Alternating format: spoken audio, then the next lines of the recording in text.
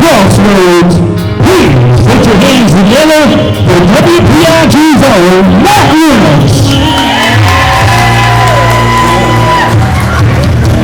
I might just stay here and tap my boot all day. I don't get too close because these are dangerous.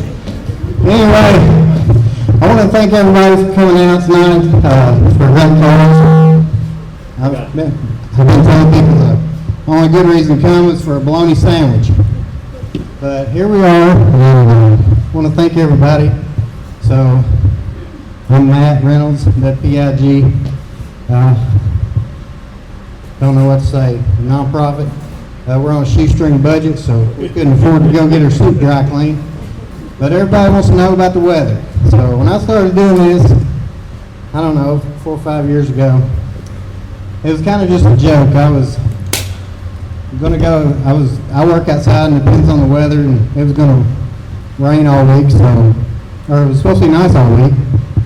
And it ended up raining all week. I thought, well, I can do better than that calling the weather, so I just started making funny weather reports and just being silly like I am. And I did 2 or 3, and a few people thought it was funny. But the reason I kept doing it is because I would run into people, especially elderly people, mostly, and they'd say, when I'm having a bad day, I can watch a WPIG video and it makes me feel better. I said, well, that's good enough reason. So Vicky actually ran into my wife over at Tabitha. She was getting nails done, and she brought this up, so here we are. So anybody want to know what the weather's doing?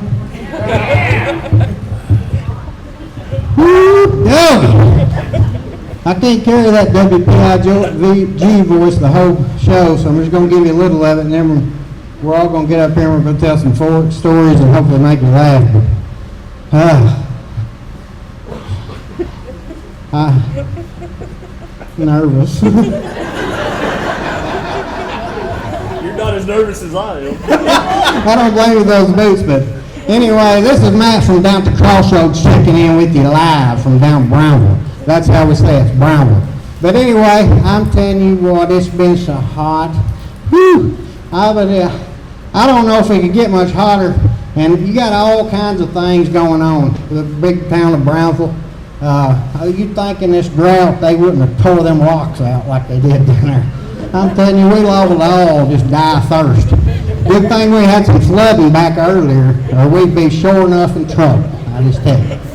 But anyway, talking about them locks, I talked about this a little bit a while ago, and I may just stand here and do this if that's all right with y'all. But did y'all hear about the war we had down at the Crossroads? Yeah. Had a war over a month and a half of 4th of July. I'm telling you, those foreign fireworks, I told somebody, if they'd just got that bunch shooting them fireworks over there across the field from me to go down there at the locks, you could have saved a whole lot of money. Because I ain't never, they's firing Scud missiles and everything around there. But anyway, they had one Patriot missile got loose from them, ended up coming down Wangfield. But anyway, that's about all that. I'm proud of where I come from. I mean, who else can say that they come from a town as small as Brownsville's got as many murals as we do? I'm telling you, our per capita on the murals has got to be some kind of world record. Now, they look good. Don't get me wrong, I ain't trying to run them down, but this is a comedy show, so you might get a little offended, but comedy ain't supposed to offend you if you look at it the right way.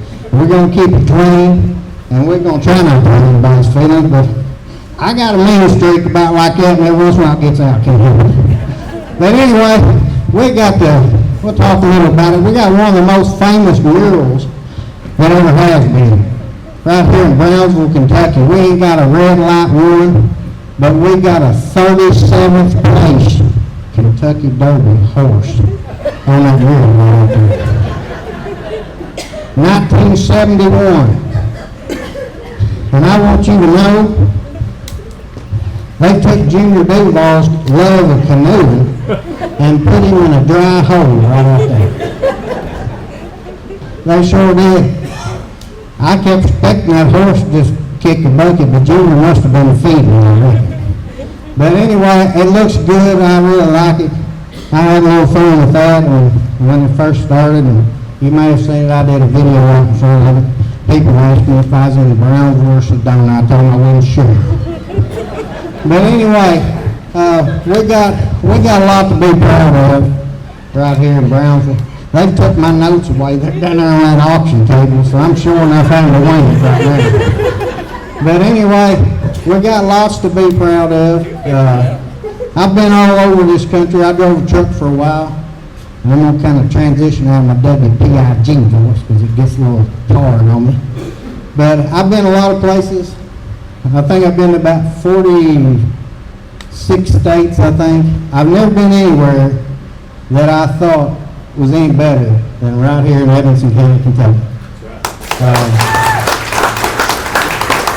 I've been to places that was just beautiful, and I thought, you know, it'd be nice if you lived here, but yeah, there's just something about this place that I hope I never leave. I don't have any intentions to. But my wife don't like it near as much as I do. She spends most of the time in Georgia. Is there a reason? Well, I don't know, but that song they played earlier, that is kind of a true story. People ask all the time, said, well, how in the world Joe meet? Got her at Walmart. Sure did. Got her at Walmart down there in Marietta, Georgia. That's when I was living in a truck out in the parking lot. That's what I told her anyway. Sort of was, but anyway. But anyway, she loves it up here. Everything and stuff like that, and stuff and everything. Eric Spainhauer to get that joke. But I'm just glad to be here tonight. It's a great cause. Thank you everybody for coming. We're going to do an auction sometime tonight after y'all get tired of it. You're probably ready for it right now. But these ladies have put in a lot of work, and it's going for a good cause. It's the Senior Food Pantry. I think, if I understood right, they're going to try to provide Thanksgiving and Christmas meals with some of the funds, just help the senior food pantry. So it's a good thing. You know, it seems like every time you turn around, somebody's asking for money for this or that, but you know, this is a good cause. And like I told Vicki a couple weeks ago, I said if we didn't have our seniors and our older generation, then we wouldn't have what we have today. It'd be a different place. So I'm thankful for that and for what they do. But before we get into the old tear-jerking sob story, we better get back to some more funny stuff. But talking about driving the truck, I want to tell a couple quick stories here.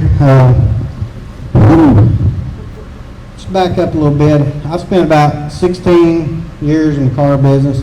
I loved about the first 8 years of it and hated about the last 30 of it. So anyway, I decided that I would do something different. So I thought I'd drive me a truck because, everybody, you know, when he was a little boy, we dreamed of driving a big truck down the road, you know, just hitting the road and hammer down. So anyway, I went to truck driving school. That's another story and stuff we don't have time for. But I started out with a company, and now I want you to listen close to this, because if you can make sense of it, I'd like for somebody to explain it to me before we leave. They take 2 brand new guys. We spent 5,000 miles with a trainer, and he made me drive at night. He wouldn't let me drive in the day. He wouldn't let me turn the radio on. Gonna make you boys strong, he said. But anyway, he was just teaching me some things, and I'd get so sleepy at night driving, and I knew better than turn that radio on because he was an ex-Marine, and he was built like a bulldog, and I knew I could outrun him, but I could never whoop him. So anyway, he taught me a lot of good things, and it's a good thing he did because I'd never been able to stood what I stood when I got my new part. Take 2 brand new guys, put them in a truck, and they tell you you're going to ride together for 40,000 miles together in this truck. We stayed gone for 28 days straight. We'd come home for three to four. So when I'm trying to pick out my partner, I got a room full of new people. And I don't think I'm any better than anybody else, but I think I'm a little smarter than just a few. Not very many. But I mean, I had some slim pickings when I was picking my partner. And that's being nice. But I seen this old boy and I thought, I could probably get along with him. He had a mullet and a blue jean jacket. I thought to myself, that's my guy. So I went over there and I introduced myself. I mean, I'm a redneck, in case anybody didn't know. But I can blend in when I want to. This guy couldn't. But he's my best option. So me and Curtis Melder hit the road. I'm telling you what, we were down in Murray, Kentucky, because that's where we started from, and they gave us our first load, and they didn't trust us, I guess. They sent us to Lexington, Kentucky. We was trucking. I drove all the way up there and back. Curtis just sat there in the road and smoked cigarettes. If I'd known what I know now, I'd have just let him keep sitting there. But anyway, we got back from that trip, and I guess they figured we seasoned veterans. They sent us to Rockaway, New Jersey. I was excited. I was like, oh boy, I ain't never been up in that part of the country. Ought to fit in real good with old Curtis. Anyway, we were headed up there, and Curtis told me when we was going, because we went to Lexington, we left about midnight, and went up there, and we got back that morning, it was right daylight. I drove all the way up there and back. He told me, he said, I can't drive it. And I'm going to try to talk like Curtis because it just makes the story a little better. He said, I can't drive at night. I said, what? I said, what in the world how in the world do you think you're going to ride a truck if you can't drive at night? He said, I just can't drive at night. I said, well, I'll drive at night. And I'll sleep during the day. Yeah, right. Well, we're headed up there. I drive part of the way, and we switch over somewhere in Virginia, way up in Virginia. And it's about 8 o'clock in the morning. I crawl back there and sleep. And I'd never rode with him, so I didn't know. He looked like an old country boy. I figured sure to goodness he could drive. Most country boys can drive. Well, we got up there. We was in Pennsylvania somewhere, and I felt it slowing down, and I just fell asleep, and he didn't know how to downshift. If you've ever rode a semi and a sleeper, the best way I know to describe it when that curtain's shut, it's like somebody put you down in Mammoth Cave and put Mammoth Cave in a bottle and just shakes it up when you hit a bump. It's pitch black, and it feels like you've run off in the Grand Canyon every part of it. So I feel it start getting off the interstate, like this right here, about to roll me out of the sleeper. I'm like, well, he ain't been driving 30 minutes. Why are we stopping? So we found out. I go up there and said, what's going on, Curtis? He said, I ain't got no smokes. Well, we're getting off the interstate, and like I said, this guy can't downshift. And if you've ever drove semi, you don't use your brakes for very long, or you ain't gonna have none. You downshift and use jet brake, let that slow down. He didn't know how to do it. There's an art to it. I was driving a car and he slammed it up the wrong one cob on me. But anyway, I feel us going on this ramp, and I'm like, we may turn over. So I get up, and he's like, what's going on, Curtis? I ain't got no smokes. I am not making this part up. I promise you, this is 100% absolutely the truth. He's trying to get her, hold on a minute. Yeah, this is the same time. He's trying to get her geared down. He breaks a 10-speed. He breaks the gear shifter off the top of the transmission. You could take that thing, it sits in a boot, like a little vinyl boot. You could take that thing, you could stand up in that truck. You could take that gear shift, you could rub the ceiling with it. I mean, you seen these truckers, they're cool, they get up there and got their shifter. Well, that was a lot higher than that. So there we are. We're going to pull in this pilot, and there's a big 4x8 cardboard, like OSB, that says, no truck entry. no big truck entry. Truck entry quarter mile ahead. I'm sitting there in the passenger seat by now. He's been driving 30 minutes and I've been figured out I've made a terrible mistake. Well, he puts a blinker on and he drove this thing like a car, like it had been a little trailer. You didn't swing out. You know what I'm talking about, Brandon. They had these barriers set out there like you see on the interstate, those concrete barriers about like that, where a truck could not get in there. You just come out. And I'm sitting there in the passenger seat, I'm looking out the nose mirror, and I said, "You can't get in there, Curtis." He never says a word. He never slows down, never looks in the mirror. I said, "You ain't gonna get in there." So I start watching that nose mirror, and when he starts whipping in there, I see that trailer just easing over there towards those barriers. I said, "You're gonna hit it."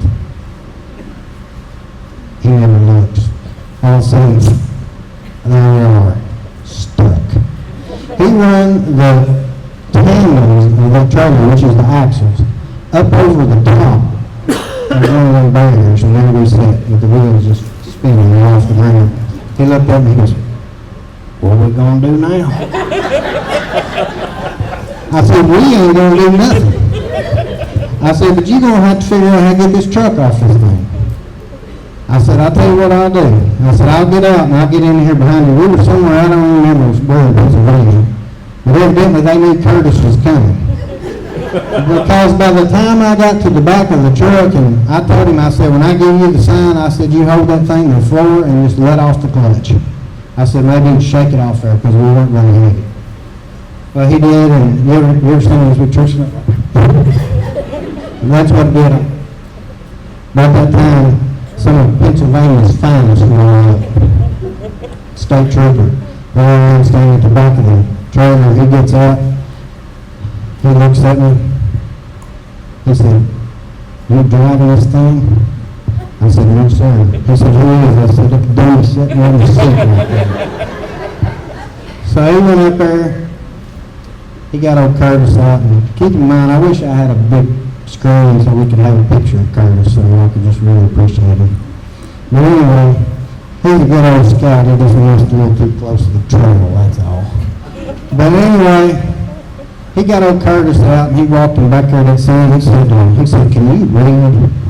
Curtis was like, "I reckon I can." He said, "What's that say?" He said, "No big truck entry. Big truck turn around quarter mile ahead." He said, "What do you reckon that means?" He said, "I guess that means you need to go out there and turn around." He said, "What are you trying to get in here for?" He said, "I'm out of smokes." And I'm sitting there thinking, good grief, he's the best pick I had. I'm going to have to go back and get me another partner because this guy's going to get fired on the first trip. So anyway, they had to get a crane out there. I promise this is 100% true. I told my wife I'm going to write a book about Curtis one of these days. They had to get a crane out there, and they picked the back of that trailer up, and they set us over. Of course, he cut brake lines. We didn't have a sign of a brake on the trailer, and when you cut the lines on, the wheels lock up, so you can't just ride without them. So anyway, they unhooked everything. We went down the road about 3 miles. We spent 8 hours there getting it fixed, and they wrote him a ticket. I wish I had all night to tell you about Curtis. 2 trips later, we was really trucking. We went to Laredo, Texas, right on the border. That's a scary place. But anyway, we were going to Long Beach, California. I mean, we was really doing, we was big time. I guarantee you, I spent at least 100 hours a week listening to one song he played, Convoy. I never got so sick of hearing that song. I don't even know who sings it, but I don't even like him to this day. But anyway, we was going to California, and they have a 40-foot bridge law. You have to have your tandems, your trailer at 40 foot from the kingpin. That's your gooseneck, in case you wonder. No matter how much you weigh, well, other states you got to do it by your weight. Well, California is 40 foot. And I've been driving around across New Mexico and Arizona, and I told him, I said, Curtis, I said, when I stop before we get across the line, I'm going to run out of hours. I said, I'm going to go back here and I'm going to mark that hole that that boat needs to go in where we need to put the pins. I said, with a piece of chalk. I said, when you get to that wristband or whatever, I said, just slide them. What do you think he did? No. He didn't. I wake up in a strange place. I'm looking around where we stopped. And I can tell we're back in behind a way station. I'm like, where's Curtis? So I get up, I go in, and Curtis is standing there and all his glory, his long mullet and that blue jean jacket. And he carried his phone right here in his front pocket. You're supposed to be hands-free if you're driving a commercial vehicle. He's hands-free, all right. But anyway, they had him up there, and bless his heart. I've always heard him say anything you want to about somebody as long as you say bless their heart. Bless their heart, I knew he wasn't smart enough to get out of that one. And I didn't think I was, but I knew I was a little smarter than he was. Maybe. But anyway, he said, why don't you get the, he was just walking up there. He said, why don't you have your tandem set at 40 foot? He said, I was coming through her. He said, and I was talking to my wife on the phone. He said, I just forgot. He was honest. But anyway, he didn't appreciate it. He said, is this your first trip to California? He said, yes, sir. You could do this, don't be looking. But anyway, I'm standing there behind, I was like, here we are, we're going to get shut down again. So I thought, I got to think up something. And I don't encourage or condone lying, but sometimes you got to. I said, it's my fault. Trooper looked at me, he said, who are you? I said, we're team drivers. I said, we just started. I said, it's our first trip out here. I said, it's my fault. I said, I put it in the wrong hole before I got here. I said, it's my fault. Well, they kind of looked at me and I thought, this might work. Anyway, he said, we had a brand new truck, had 17,000 miles on it. He said, well, I'm going to go out here and look at your truck, see if you got any problems. If you don't, you'll go in. Well, you know what that means. They're going to find something. We went out there and he found a little nick in an airline that you'd need a microscope to see. But anyway, that was another 12 hours outside of L.A. He did let us go to over 11. And we spent about 12 hours in shopping. I'm telling you, California, if you've ever been there, that's rough. But Curtis, anyway, that's all I got on Curtis. I know it's pretty boring, but when I write that book, y'all check it out down to the Dollar Central.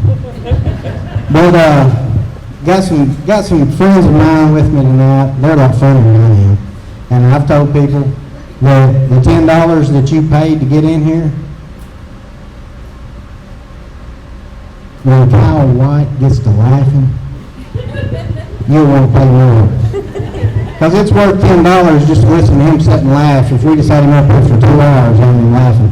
But Kyle White and Brandon Hayes, I don't know if y'all listen to podcasts, but they've got a podcast. I know we've got some people here that do, and we're big fans of it. My wife loves it.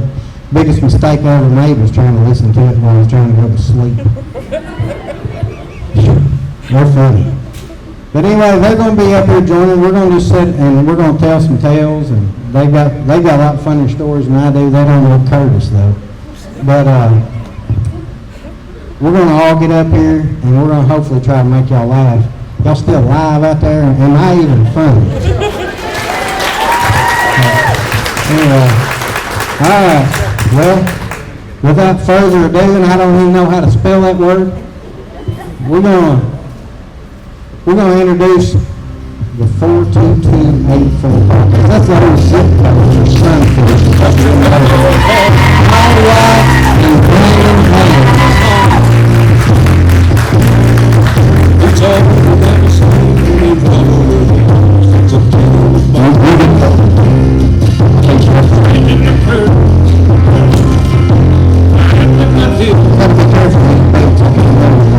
Someday from now.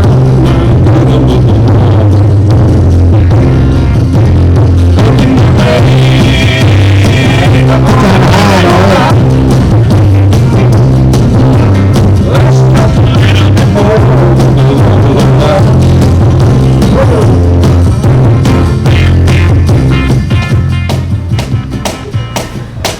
What they didn't tell y'all, it's $10 to get in, $25 to get out. So we've got the doors locked.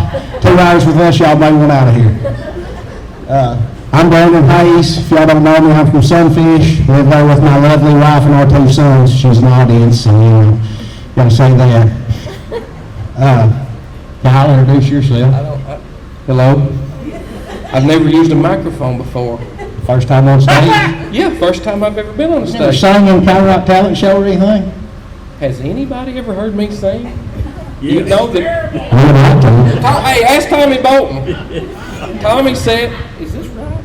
Yeah. You want to tell me What I put it up? Nobody's got your turn around. Well, turn me up here. Tommy said that that I was the only guy that he knew that could sing all 4 parts. If anybody ever knows anything about gospel music, there's 4 parts.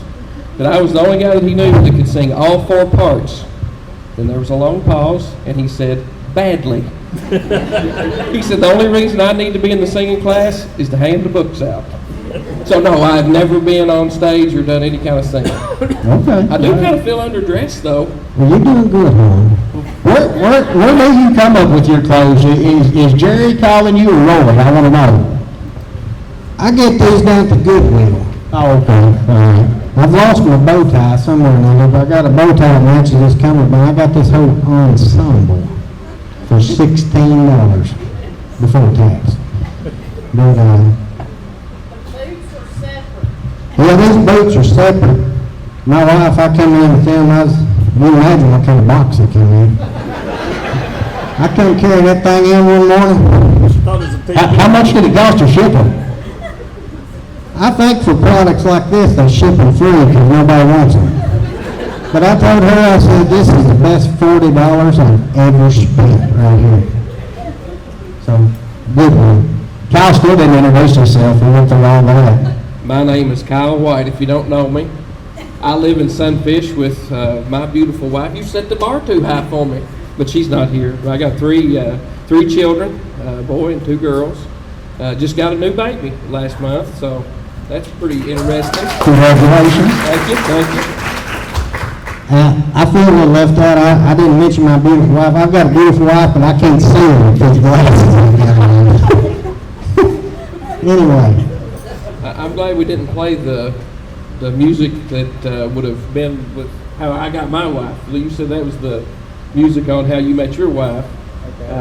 I reeled Heather in with a pair of windshield wipers. True story. And I think Zaxby's for the first day, wasn't it? Zaxby's for the first day. I've heard that story. Yeah, Andrew Bolton set us up.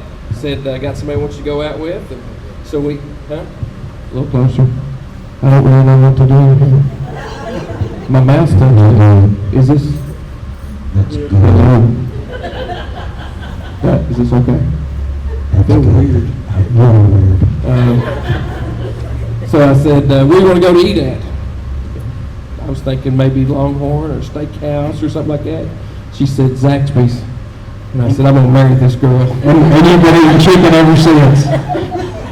He says that's all she knows how to cook is chicken. Fried chicken, baked chicken, chicken strips. Man, I love chicken though. Well, what about, how long y'all been married now? We've been happily married 8 years. Was that happily before or after the We've been married total longer than that. Just a lot of them was rough. Was that before you bought her the lawnmower? Why don't you tell us about that? Which one? Both.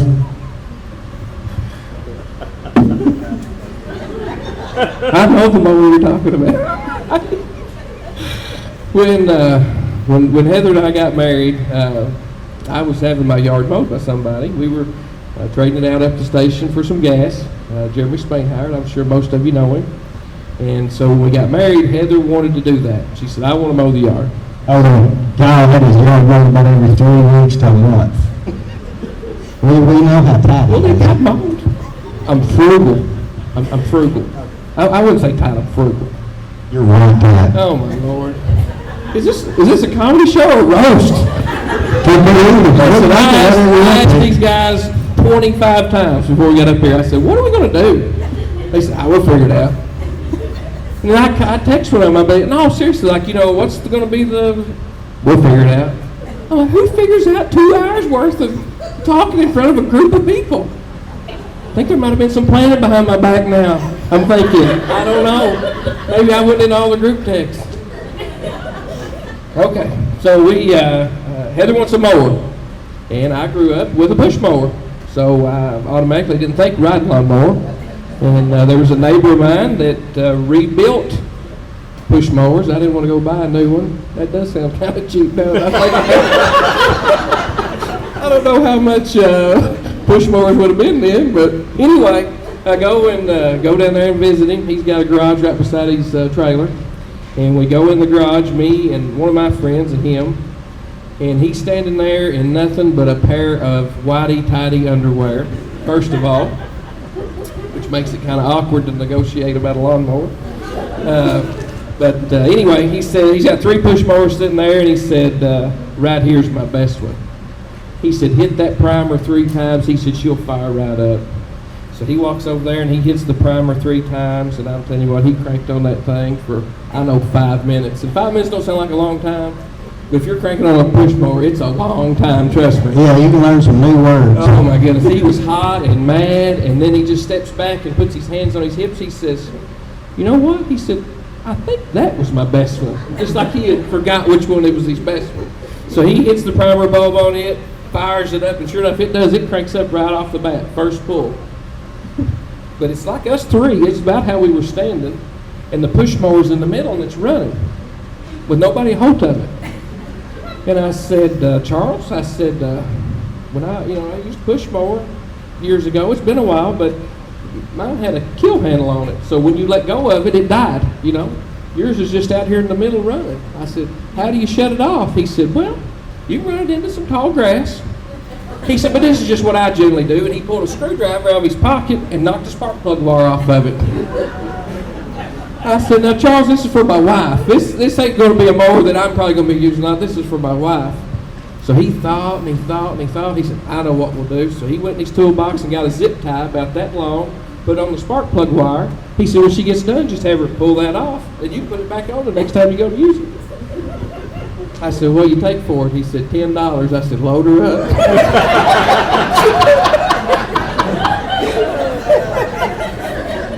And we used that for 2 summers. One time I ordered the snapper with electric start and no battery. I feel like buying her the riding lawnmower was an improvement, though. You always bring up that it didn't have a battery. You brag on me every now and again? I mean, going from a push mower to a snapper, would you not think improvement? I'm not sure what to think at this point. Well, But anyway, she was out there trying to start it one day, and my good neighbor, Jimmy Hayes, comes by and sees her struggling. Heather don't understand the concept of a choke.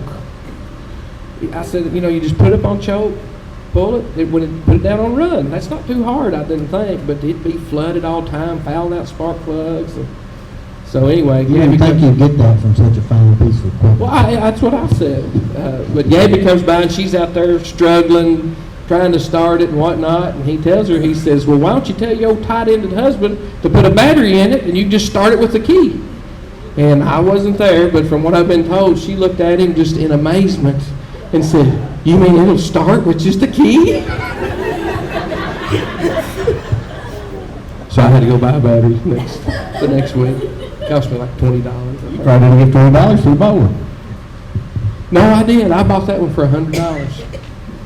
So these were on the subject of you being white tight. Kyle's in the market for a cattle guard. And he found one on Facebook Marketplace that he's telling me about, and it's in North Carolina. Concrete cattle guard. The guy that has it estimates it weighs between 6,000 and 11,000 pounds, but it's a really good deal. But it's in North Carolina. 5.5 hours from home. 5 hours and 28 minutes. Okay. He's asking me, how could we load this? How could we load this? So we're brainstorming. I said, well, if we did get it loaded, what would we take to get it? Well, we'll take my truck and trailer. I don't know if any of you's seen Kyle White's truck, but we're talking ex-electrical contractor truck that he bought with, how many miles? 267. Okay. It's broke in good. Muffler is either non-existent or fell off or rusted out. I'm not real sure.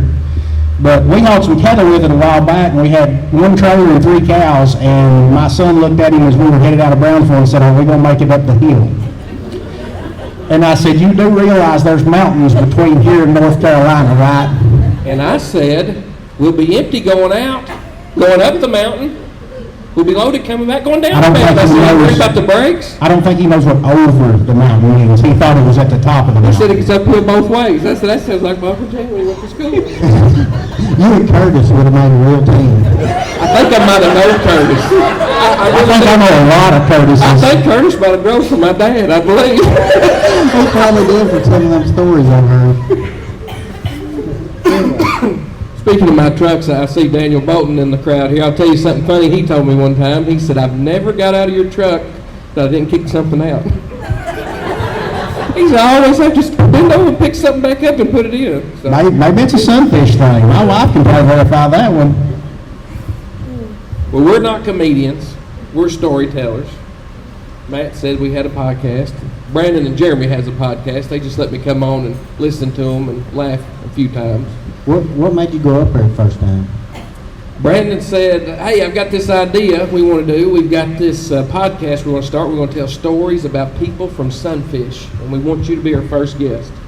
I said, well, that sounds good. I said, but I, believe it or not, I don't like things like this and that. I'm kind of shy and backward and bashful, really. I promise, if you see me out one-on-one, I'll talk to you all day long. This is out of my comfort zone right here, I promise you. That's why me and Brandon's laughing so much. Oh my goodness, I'm hot. But anyway, so he said, so you don't think you'd want to come on? And I said, well, I don't know, just let me think about it. He said, well, you can come on and tell stories about yourself, or you can not come on and we'll tell stories about you. And I said, what time y'all want me to be up there? So we got him up there the first time, and we decided we had ordered our equipment. We had 4 mics, so why not have 3 hosts and 1 guest, you know? So we thought that we'd done so good with the 3 of us that we would just carry on. And there's been a few times where one or the other's not been there. But we've interviewed a lot of people in the community. We've actually caught a few before they've passed away, and that was kind of our goal, to preserve some history and some stories. And it turns into a lot of laughing too. But we've had a lot of guests. We've kind of slacked off here. Everybody's been busy. Kyle's had a new baby. Jeremy's had 2 graduating, and just life gets in the way. So we've not come out with any new ones lately. But if you haven't listened, listen, and you can be catching up, and maybe we'll be able to record some new ones before long. Yeah, it's definitely funny. One story I want you to tell, which I've got some Sunfish and Round Hill heritage too. My mom's from Round Hill. My grandpa, anybody knows, was D.C. Bolt. You think I'm one of a kind, you don't meet him. They might not know him by Deagle, they might know him by Hogman. That's what I was told. Is that right, no? Hogman? But can you tell the story about the baloney? About which? The dog and... Oh, well, this isn't really in my story. It was just a story that was told to me, but this is what I was told. So if you knew anything about D, drove his tractor everywhere. That's where you'd see him. You didn't see him in a truck, you didn't see him in a car, you see him in a tractor. Seen him on his tractor. And where the old Round Hill store is, not the corner market. Hold on just a second. I want to say something for you, Elizabeth. He's not joking. He drove a tractor everywhere. And down there at the old store he's talking about, this story I heard, somebody said, said, don't you know you're going to wear them tires out on that tractor driving on the road? He said, they make them things every day. It wouldn't rain him. Go ahead. So if you know where the old Round Hill store is, just across the road, but back down the way just a little bit from where he would be coming, Willie Seabolt, which Dee and Willie were brothers, is that right? Okay. Willie and Florence lived down there. And Dee and Willie had a rocky relationship, I think, from what I understand. Maybe just a little family tension there or something like that. What's called a sibling rivalry. Sibling rivalry, that's good. But Willie was known for the dog that he had in his yard. And every car that passed, that dog just bark, bark, bark, bark, bark all the way down. Then a car would come back up, bark, bark, bark, bark, bark. And from what I understand, everybody in Round Hill hated that dog. But anyway, Dee went to the store and he'd got some of his things, a pound of bologna and maybe some cheese, some bread and whatnot. Had it on his tractor, was coming back through. and he stops to see Florence. Not Willie, but Willie's wife, Florence. He liked Florence, I reckon. Willie not so much. So they're sitting on the porch as they always did. He's talking to Florence. Willie's fussing at him. He's ignoring Willie. And while they're talking, the dog slips around and eats Dee's pound of bologna. Dee don't know it till he gets ready to leave, gets on the tractor, and immediately notices it and does not like it. And just about had an all-out fist fight, knockdown, drag-out, wanting Willie to pay him back for the pound of bologna that his dog ate. From what I understand, Florence promised to pay him if he would just go on back to the house. Speaking of bologna, I'll tell you a little funny story about bologna on myself. I told Brandon, I said, I like to tell stories on other people. Scott, don't you start. I do love the Hulk Hogan in memoriam here, though, by the way. Part of my childhood. Bologna is a staple of Sunfish. We love bologna. We eat it by the pounds. We like it on the good side of the road. Okay, it's universal then. It's universal. I've told people that I've lived a little bit of a sheltered life. We didn't go out and eat a whole lot when I was growing up. We had a business there at home. There was a lot of people in our house. No need to go visit anybody because they're already there. So it took me a little while to learn some things, I guess. But Mom, she'd fry bologna a lot of times for breakfast instead of sausage or bacon or whatnot. And I'd get my bologna, and there used to be 2 pieces, and it was cut on each side, 4 sides. It's round, so not corners, but 4 sides. And I always thought I think everybody knows what bologna looks like. Just trying to get real specific with what my middle image here. And I always thought it looked like the shield on He-Man. And I thought Mom was doing that just special for me. That's the truth, I promise I did. For years. You really are the favorite, aren't you? And so I get big enough to move out on my own. I went 300 yards up the road and moved in the trailer. And go to make a fried bologna sandwich for myself and get the skillet out, fire the stove up, throw a piece of bologna on there, and I'm watching it, and it starts to curl up. And I thought, what in the world? This is true, Matt said his stories were 100% true. Ours are maybe 90, 95, but they're mostly true, I promise you. And so then I flipped it over, and it laid down, and then it started to go back up. And it just come to me. That's why Mama cut the bologna.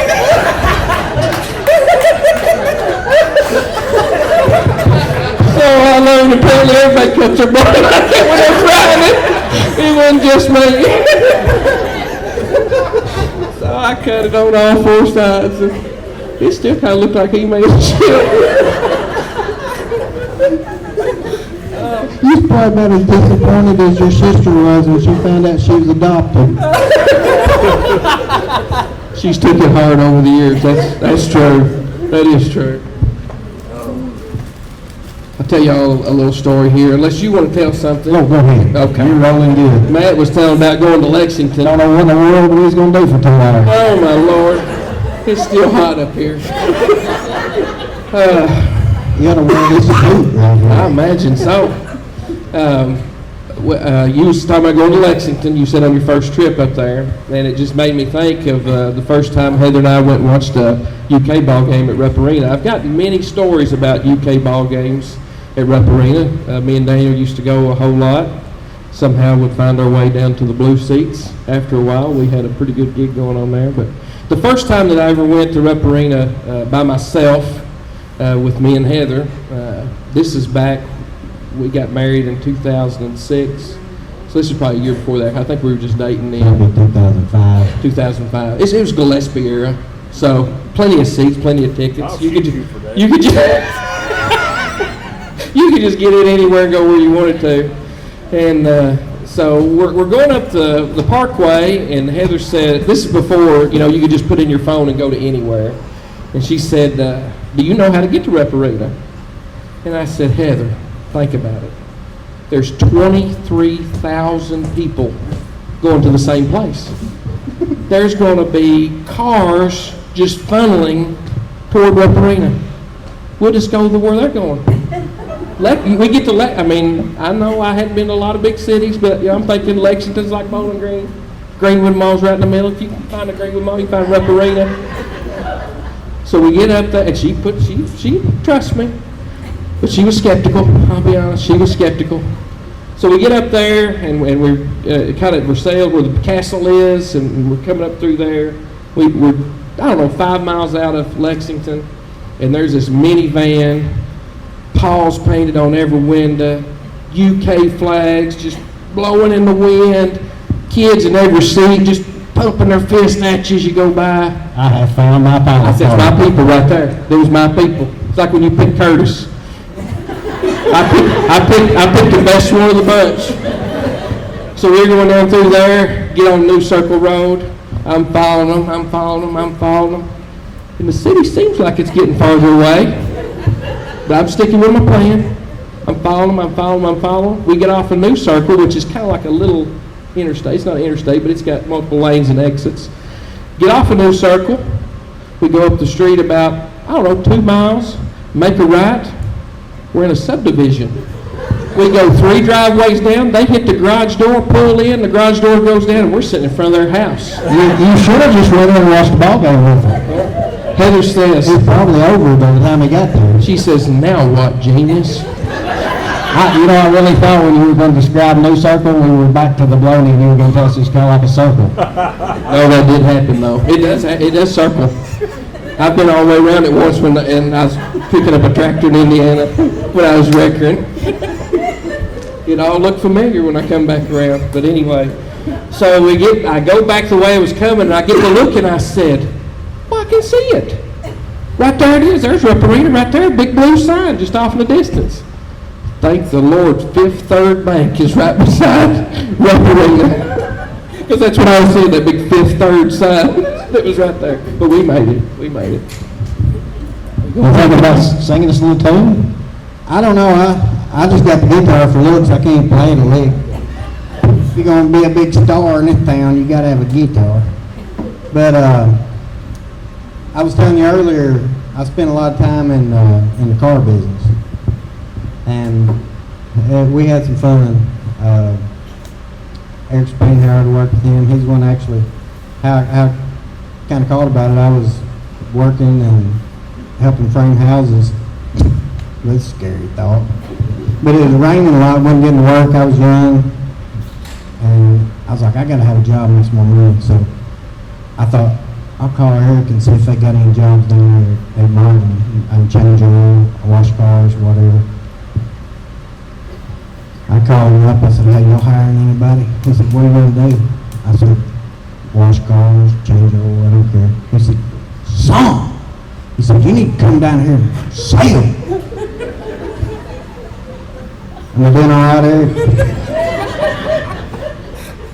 I said, I couldn't sell nothing. I hadn't had a haircut in about 10 months. I had to go to my grandmother's, and she cut my hair in the kitchen so I could get to looking like somebody go down there. So I was like Johnny Cash. I put on the best pair of dirty britches and went down there. Anyway, we had so much fun. I don't know how we sold anything, but we did. But we had fun. And don't get me wrong, what I'm fixing to say here, I'm not running anybody down, but like I said, this is comedy. So it's funny. I think it is. We thought it was funny at the time when we did it. And we did it for a while. But we get people come in, and I understand. I've been in bad places, situations that could be helped and couldn't be helped, but there's a difference. I'll just give an example.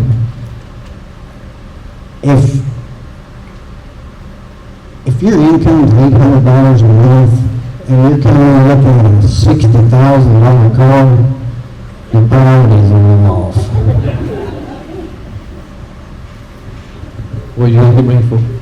So, that's how we got paid. We didn't get paid unless we sold something, so and I mean, you know, you had to be honest with people about as you hated to.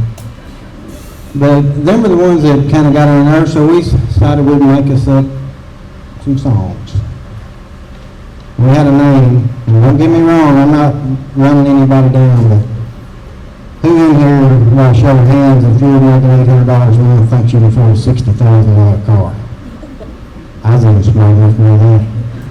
But they get mad when you tell them they couldn't, and try to help them still, but I don't know who thought of this, but we got a term called bogues. I'd say that one from there, he's a bug from Boris, but it's a true story. So we found an old Don Williams tape in a trade-in that we got, and we worked till 8 o'clock, and during the winter, it gets dark at 4:30, and in the car business in the winter, there ain't much to do when it's cold. You gotta get creative.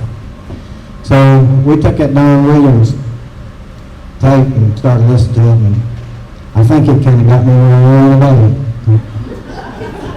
Got me through a lot. I started writing songs. And I can't play the guitar like I said, but it looks cool. So we took that Don Williams, I'm going to sing just a little bit of it if I remember. This one song, Rick said it comes on the radio, he don't even know the real words to it now, so I don't either. But Don Williams, all his songs are sad anyway. Well, Amanda, and I can't sing, but you know the song, light of my life. Maybe later on, there's a little something like this. I may get run out of Brownsville, but I'm going to do it anyway.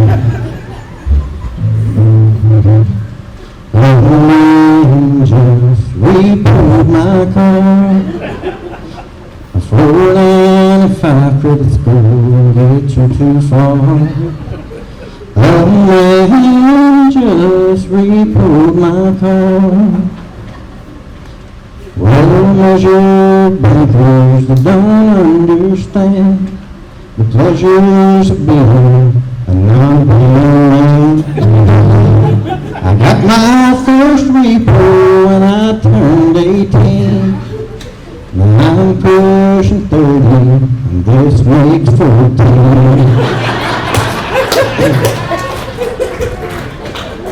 That whole tape was good. First I get calls at night, think I'm on time. Oh, what a pain I've got. My credit stinks. There's nothing I can do but bring my car back to you. Look what I'm going through. My credit stinks. My credit stinks. My credit stinks. My score falls like a bean. Excuse me. My score falls like a sparrow shot by a gun. Here's my favorite part. Second favorite. You must be the banker that's been calling us. Oh, what a feeling, my credit stinks. Ross Brooks was real big. Thank you. If you're clapping and want me to stop, it ain't gonna work.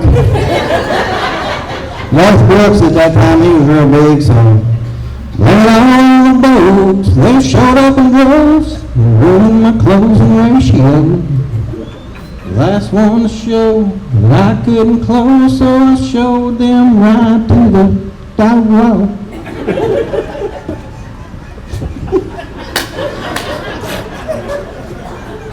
You like Jason Aldean? I like it all. I can't remember this one. My wife's making fun of me on the way over here because I made a play on the radio about 3 times trying to remember. I've lost that book. It's probably worth millions if I can find it, because they've had several songs that have been good. Chart toppers. Jason Aldean was on the line. It's 8 a.m.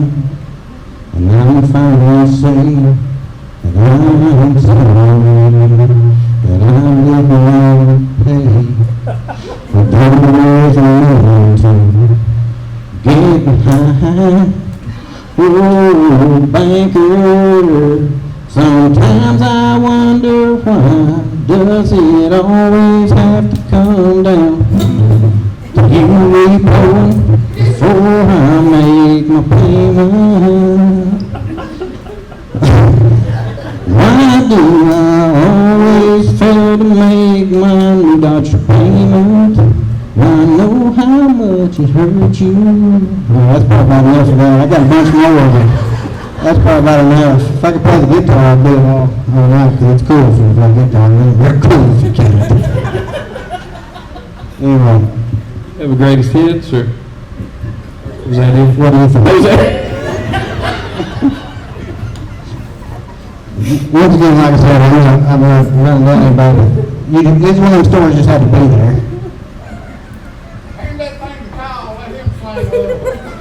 Do it, I Kyle. can't play a radio.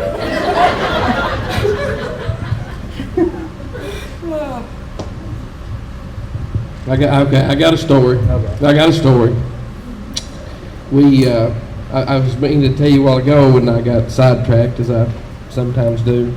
When we're on the podcast, we usually have a guest, as Bub says, and we know some good stories on them, and so we always like to tell as many stories as we can. And so I tried to think of a couple on myself, because I don't usually do that.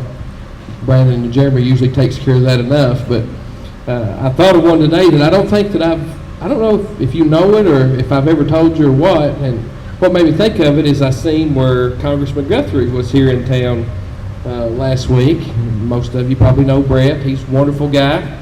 And the first time I ever met Brett was at the Edmonson County Fair, 2008, the year that he won.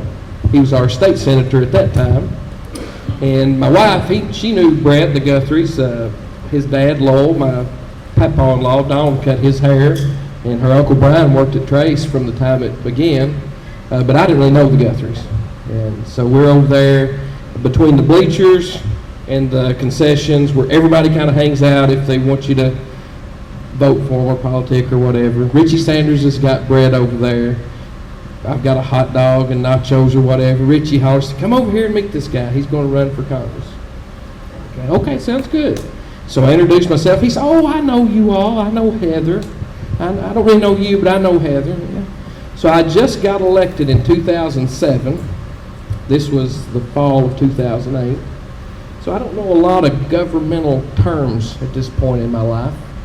I still don't know a whole lot of them. My vocabulary is pretty small.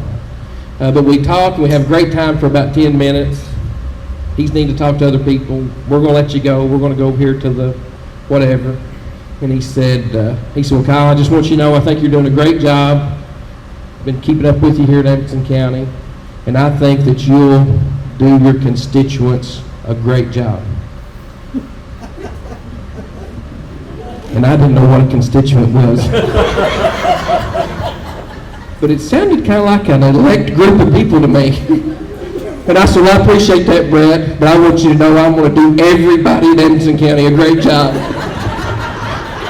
And he thought that was funny.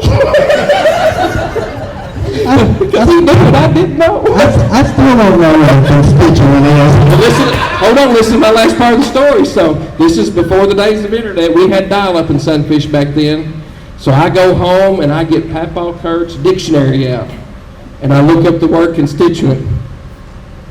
It's everybody in your district. Brett will tell that every now and again, don't we? He knew we had a real winner right there. I also didn't know what the word Argyle meant. What? Argyle. Do you know what Argyle is? Don't speak for the crowd if you know. You're going to have to break the dictionary out. So I was in my office and trying to dress nicer than I did at the station, and trying to be presented. You didn't trade overalls of Senate Duval when you got over there. I did not. I had not since I come over to the office. And I was sitting in there one day, and I was talking with an appraiser in the crowd who is Eric Spainhoward's brother-in-law, and I had my legs crossed like this, and he said, wow. He said, I'm impressed. He said, when you were up there pumping gas, he said, I never thought I would see you in Argyle socks. And so I looked down, and I had got a pair of dress socks for my birthday that come 3 in a pack, And so I thought that that's what that meant. Dress socks, all dress socks with patterns are Argyle socks. That's what I thought it meant. So I just said, yeah, I guess you thought you'd never see that. We laughed about it. Fast forward about 3 weeks, and I got another pack another pair that was in the pack, but it's got these big swooshes on it, looking things. Brad's back in the office. Hold on a second. You didn't wear them same socks for 3 weeks, did you? No. I went back to the black ones every now and again, yeah. And so Brad's back in the office. I'm feeling good about the new word I've learned. I said, check it out, big boy. Argyle. He said, that's not Argyle. I said, well, they're dress socks. They got a pattern on them. They come in the pack with them others. He said, they're still not Argyle. He said, Argyle's the pattern. You can have it on shirts or...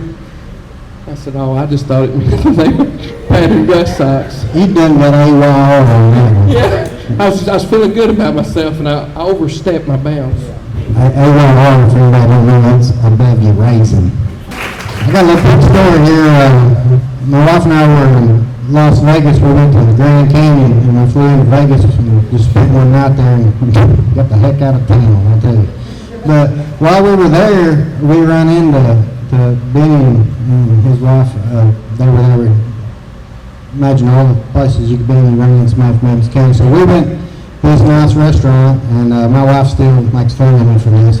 But, I mean, it was fancy. And anyway, they haven't seen a couple rednecks like me and Benny lately, I guarantee you that. But this guy, he got to talking about their menu. He said, oh, we have North Dakota Hereford brisket, and this, that, and another, and wood fired. And I said, hold on a minute. I said, where you get your wood? He said, are you saying whose sources are wood? I said, I don't know who gets your wood from, cook that stuff. He said, I don't know. I said, well, I have some of the finest Kentucky oak and hickory you've ever seen. And he goes, oh, do you outsource it? I said, I don't know, but I sell it. But me and Benny ordered a chicken that looked like it'd been starved to death on the Ho Chi Minh Trail. He said he nearly starved to death when he was over ECs eating stuff like that, but you had to go somewhere else to get you something to eat after you left that place. My wife got a steak, but I was embarrassed to at least. Anyway, she still makes fun. Anyway, I was telling you earlier when I was in the car business, there was a lot of downtime, and that was back before all the technology and stuff. And you could pick up the phone, you could prank call somebody pretty easy, and they didn't know who he was. And we got pretty good at it. But we just make up a number just out of our head, and we'd call them up, and we'd all gather in one of our offices and put it on speakerphone. And it seems like I was always the one getting volunteered to do it for some reason. But got a hold of this one. I know what it was. We'd found a clippet. Yeah, that's what it was. And this woman was selling Yorkie Poo puppies. In other words, nuts. But anyway, I called up and I got a hold of this woman. I said, yes, I'm calling about your Yorkie Poos. She said, yeah. I said, how many do you have? She said, I got 6 of them. I said, all right, I love the Yorkie Poo. Am I telling this okay, Eric? He's a witness. Anyway, I got talking to her and I said, how much do you want for the Yorkie Poo? And they were like $300. And I said, dude, I asked her how big they was and everything. And I said, do you have any big ones? She said, I have the mother and father here. Said the mother's a poodle and the daddy's a Yorkie. I said, I love the Yorkie. I said, not so much on the poodle. I said, it's a little grainy. You follow me? She said, what's that mean? I said, oh, the Americans is marbly. I said, it's this delicacy. And she said, well, I ain't a selling them to you if that's what you're going to do with them. I was going to eat them. I told you I was a redneck. Anyway, she said, well, I'm not going to sell them to you if that's what you're going to do. I said, I'll give you $1,000 for the Yorkie. I said, would you sell it? She goes, maybe. That's a true story. We called another one, somebody had an accordion for sale. We tried to pick out sorry about that. We try to pick out the kind of oddball things to call on that we think maybe will be funny. So I called and I said, yeah, I'm calling about your accordion. And they got on the phone and they said, oh, yes. And they went to describing it, what it was. And I think Beethoven didn't play it one time. But anyway, I said, I really like it. I said, I hate to ask. I said, well, I gotta ask. She goes, you want me to play it, don't you? I said, I'd love for you to. And she asked me, she said, what kind of music do you like? I said, well, I'm kind of into more like a medieval war theme. I said, do you have play anything in the medieval war theme? She said, I'm not sure. But she got that accordion and all, it sounded like an old Ford truck that didn't have no grease going on around, just squeaking. Sounded good to me. But anyway, I can't remember, did we buy it or what? I don't know what I did, but we rented out a hotel one time for the Shelby Dog Convention, a whole hotel. We asked how many dogs was going to have, we told them it would be 200-300, and they said, oh, we don't allow, or no, they said, we're going to Shelby Dog Convention, they said, oh, we don't allow dogs in the hotel. And I said, I don't think you understand, we got like room in the whole hotel, 300 rooms. And we got it worked out to where we rented the whole hotel was going to, and we said, what we should have done today, we said, well, we're going to be putting them all in one room when we go out to eat. It shouldn't be a problem, should it? I think there's pretty interest in our business. But anyway, that's what I got. We called blimpies one time, blimpi sandwiches, and we like the big blimp. They didn't understand it. Your stories are funny around. Go ahead, but I will recommend Yorkie, but stay away from blimp. Greasy. Yeah, it's like a possum. I skinned a possum one time, first and last. I guess if Kyle told a few on him, I need to tell one on me. I was hoping James Vincent would be here. I was going to kind of call him out on this one, but brag on our law enforcement a little bit in the county, I guess. But we had a guy, I don't know, how long has it been, Dad? When was the guy on the loose over by your yard? Yeah, close.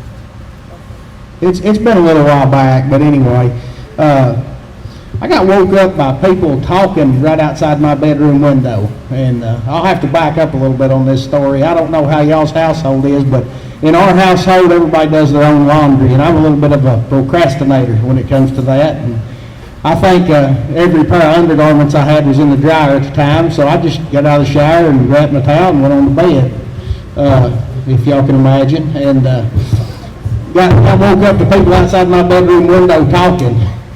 Kyle knows the story I'm getting at here. And so I jump up, and if I didn't get my glasses, left them laying up on the headboard of the bed.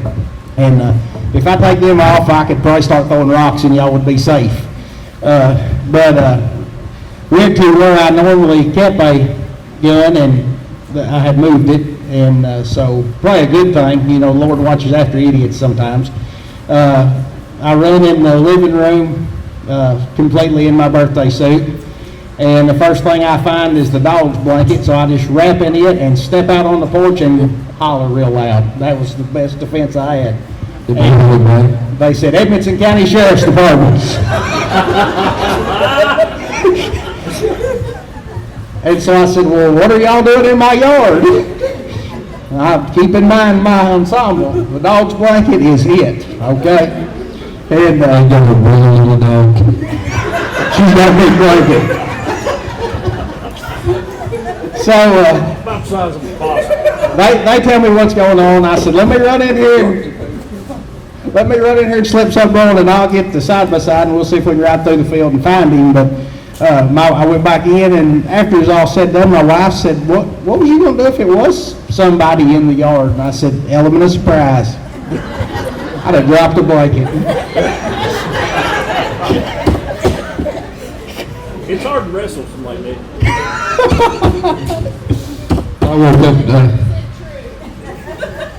I woke up not too long ago to somebody beating on our front door. And Heather said I opened the door for anybody, so don't rob me. Don't rob me. You ought to learn better than that. I know, I've had a lot out of your own driveway. I've had a lot of encounters through the years, but anyway, so I open up the door and this young lady's there and she's crying, she's all to pieces. She's running the ditch right in front of my house and hit my mailbox, and you know, she's got the most terrible story you've ever heard in your life. And I said, well, just calm down, we'll help you get out. And so I go out there and it's just kind of nose down in there, and I said, well, I think if I just push on the back end, it'll come out all right. So it did, and she pulls in the driveway, she's crying, her bumper guards pulled over, and just all sorts of things. And I'm trying to ask her, where are you from? She said, well, I'm a Durban. I think my family lives around here. And so I start naming off names. Do you know Dennis? Do you know Steve? And she don't know any of them. And I said, well, you're not our Durbans, so I don't know who you are, but you're not our Durbans. If you know them, you would be our Durban. But anyway, so get her fixed back up, and she is so thankful. By this time, Heather's come to the front door and is watching, and she gives me a great big hug, is crying for a long time. The girl driving the vehicle. Yeah, we hugged for a long time. She hugged me. I didn't hug back for a long time. And so finally I said, just go on, I'll see you. And so she gets in her car and she backs in the little turnaround we've got. She rolls down the window and she says, God is good. I love you. And before I even thought, I said, I love you too.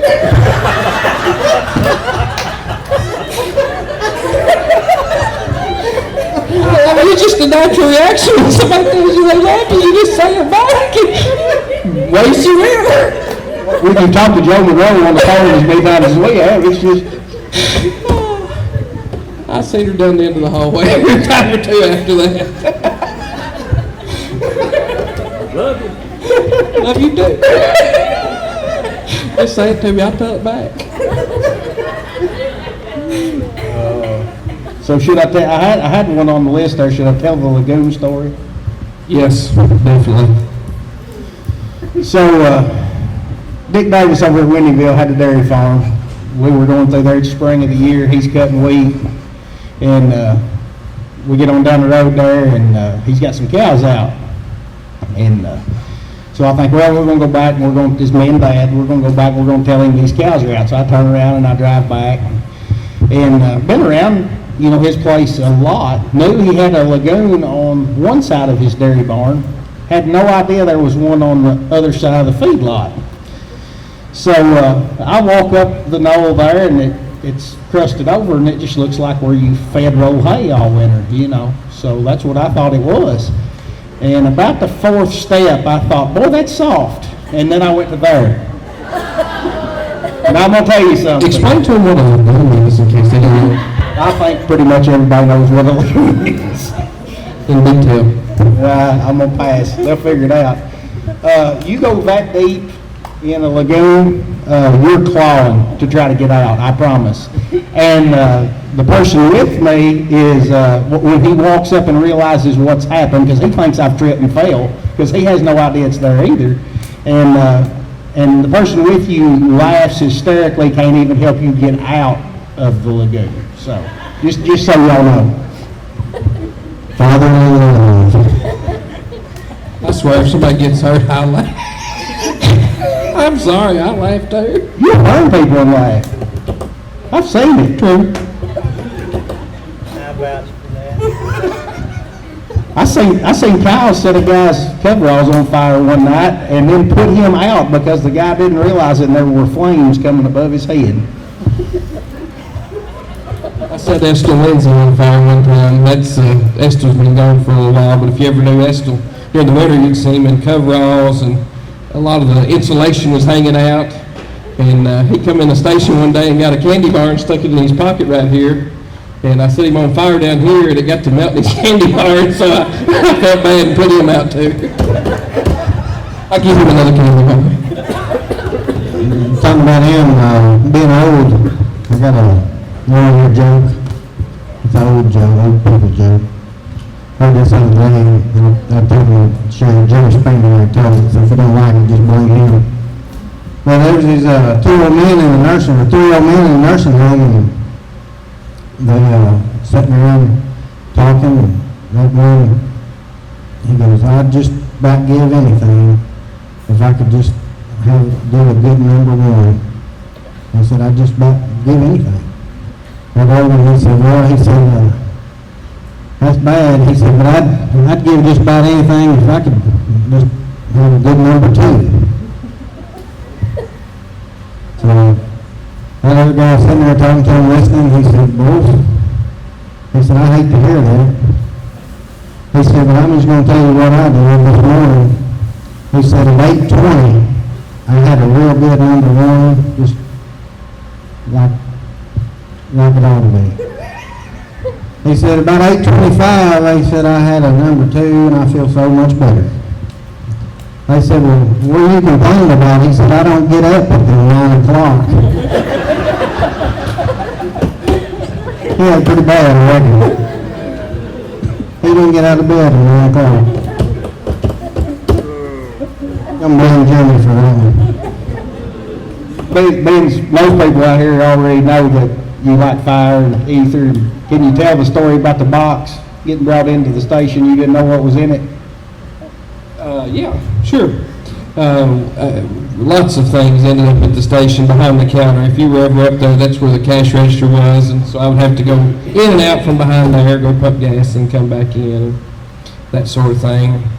So I was coming in and out of there, and there was a box that had some air holes in it that a friend of mine had left in there, a Monroe friend of mine, and he's the older Monroe, so that you never knew what was going to end up in there. But anyway, I had my eye on it. Of course, they're snickering and laughing. They're sitting in the seat. So as I come back around, I think, well, I'm not going to let them get me. I'm going to get them first.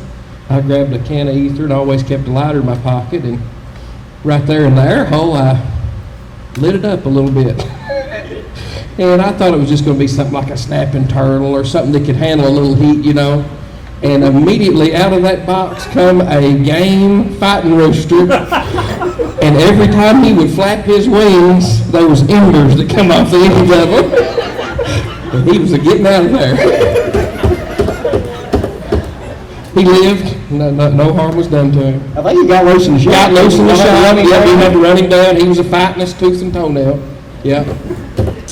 Brandon Carroll, boy that worked with me one time, there was another guy. I don't know if any of you ever knew Charlie Souders or not. I know some of you probably did. He worked at the station. Lived behind it for a while. Anyway, that's a little different. But Charlie, he wouldn't get a haircut very often, and his hair would come out from behind under his cap and roll up. And we played with fire, of course, and pranked one another. And he was down taking a wheel off of an 18-wheeler like you used to drive. He was down on one knee and had the air gun. Brandon comes up and he says, Charlie. And when Charlie looks, he puts the can of ether with the fire, which I don't know if anybody's ever seen that or not, but it's almost like a little mini flamethrower. Anyway, he puts and it just cuts one side off slick as a ribbon. He throws his hat off, and this side just looks like a perfectly manicured person then. And this side is still overgrown, but he didn't think that was as funny as we did. Charlie got me in on some horse hauling one time.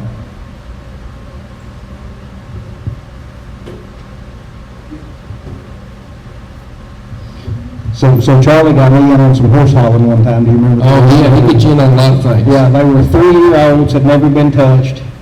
and wanted to know if I'd haul them. They got them give to them, 2 of them. And I said, well, I'll haul them, but I'm not a horse person. I'm not going to catch them. I'm not going to load them. I'm strictly hauling.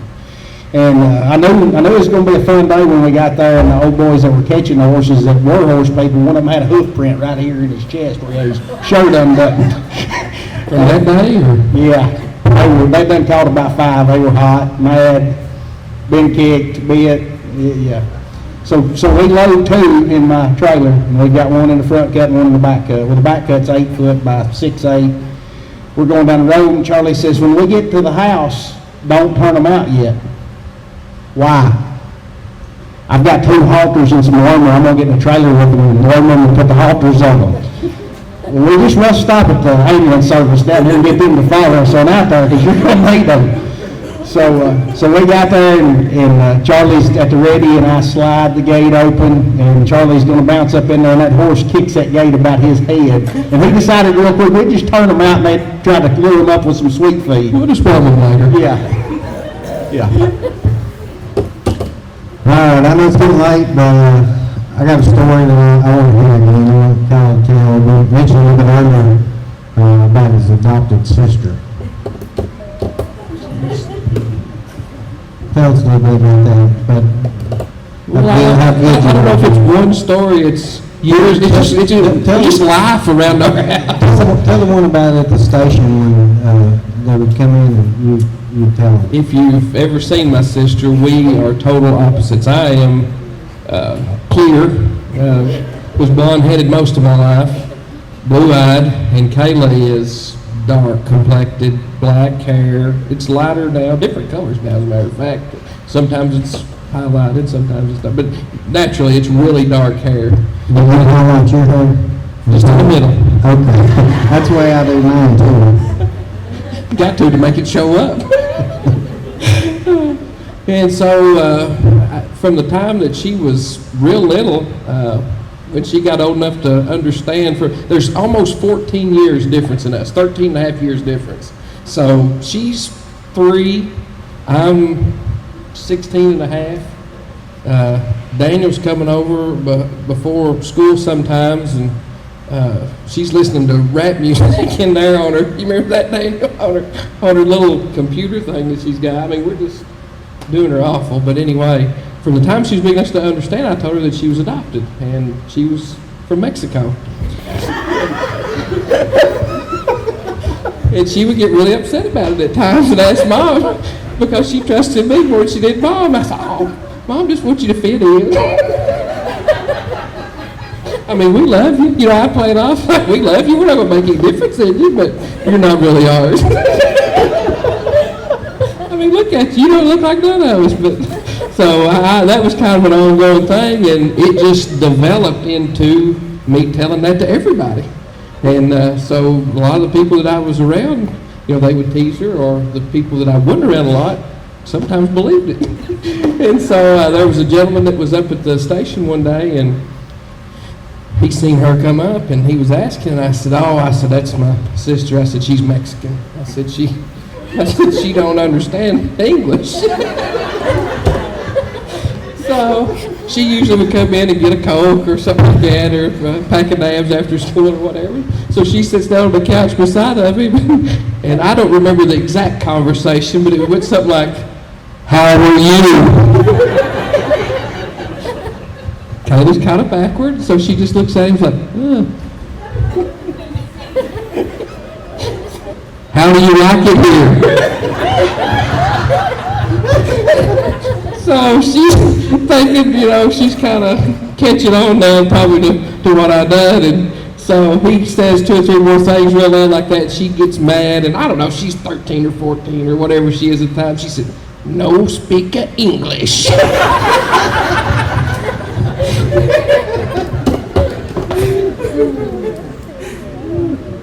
My dad, one time, he was real dark complected like that, if you ever knew him. He was really, really dark, black-headed, Greg, really dark. And during the summertime, I mean, really dark. Can I say something real quick? Sure. I remember as a kid, Gary White would cut Papa's hay.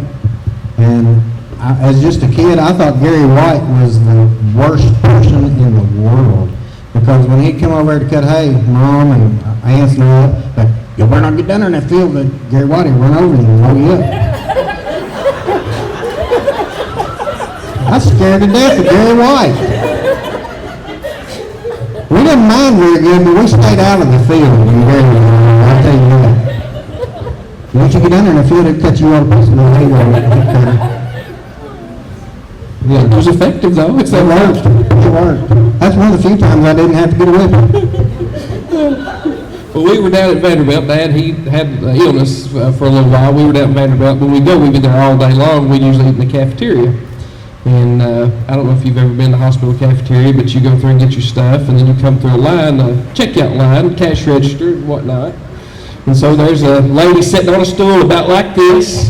Here's like you're at the grocery store or something. I take my food through, and she rings it up, and Mom takes hers through, and she rings it up. Dad gets up there, and she's looking him over. And she says, "What are you?" And he said, "Excuse me?" She said, "What tribe are you?" He said, "Sunfish." She said, "I've never heard of it."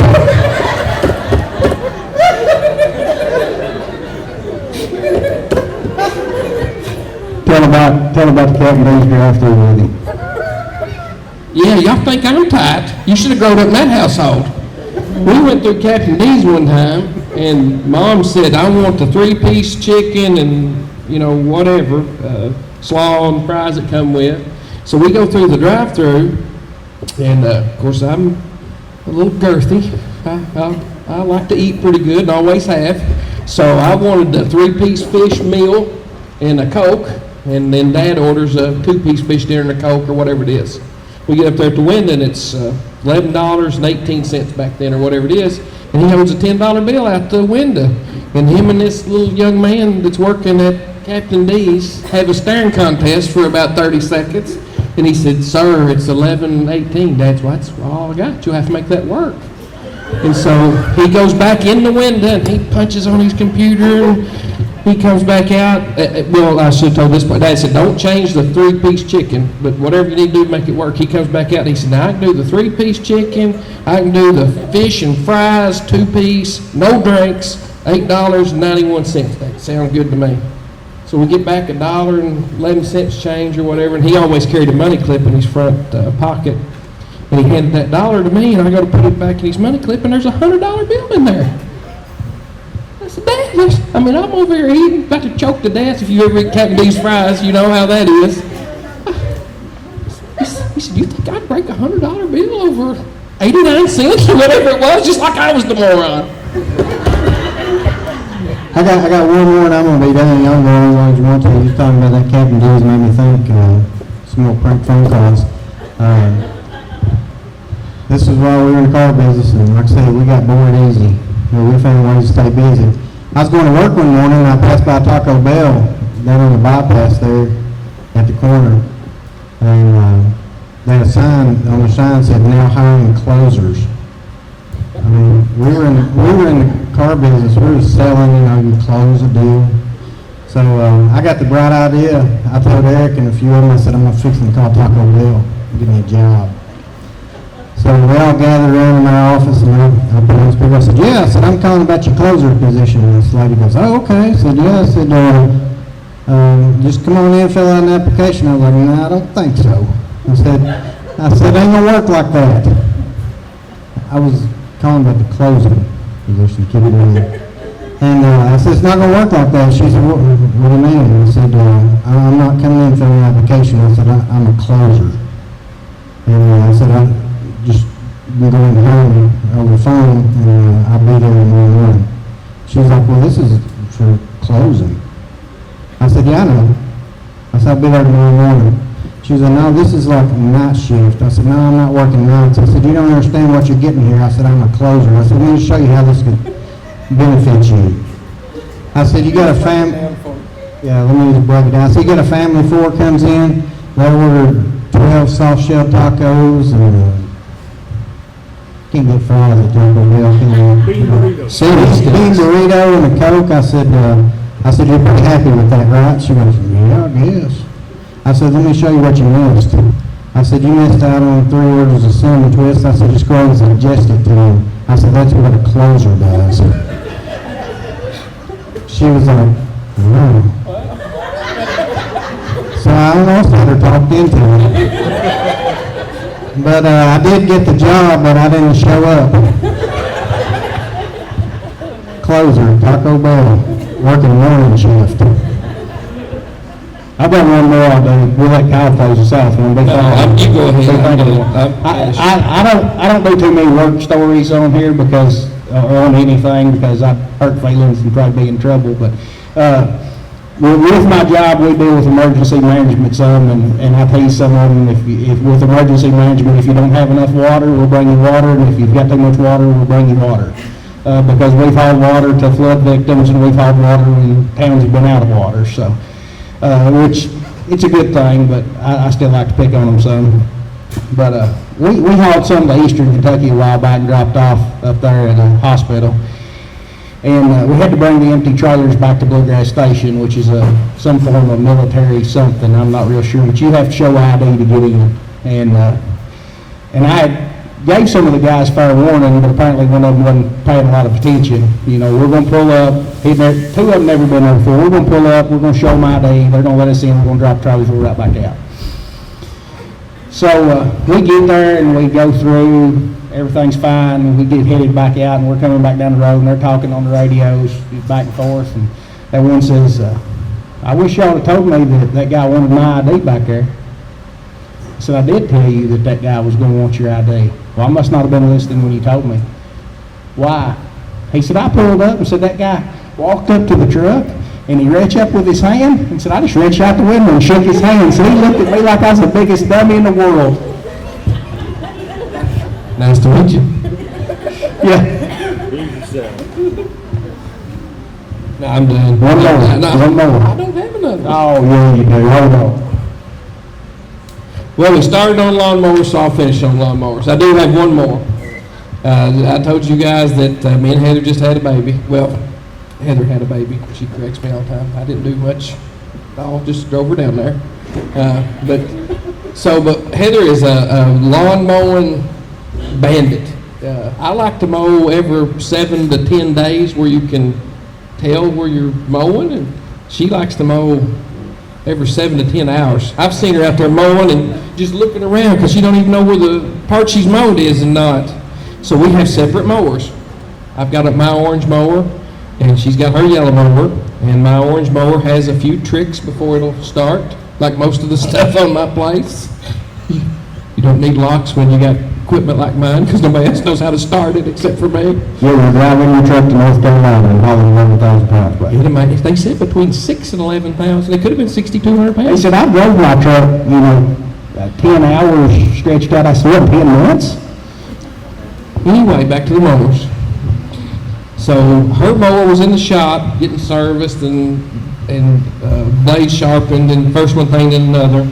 And she said, I am going stir crazy in here because she's getting close to time to have the baby. She wouldn't want to get out and do a lot. I've been mowing this spring. She said, I'm going to get your mower and mow. And I said, no, don't worry about it. Don't worry about it. I'll do it. I'll do it. And so then I get kind of afraid that she's going to get on my mower. She tears up everything she gets a hold of. So there's a little four-wheeler out there that used to be Knox's when he was little that's got a key on it that my mower's got a key on.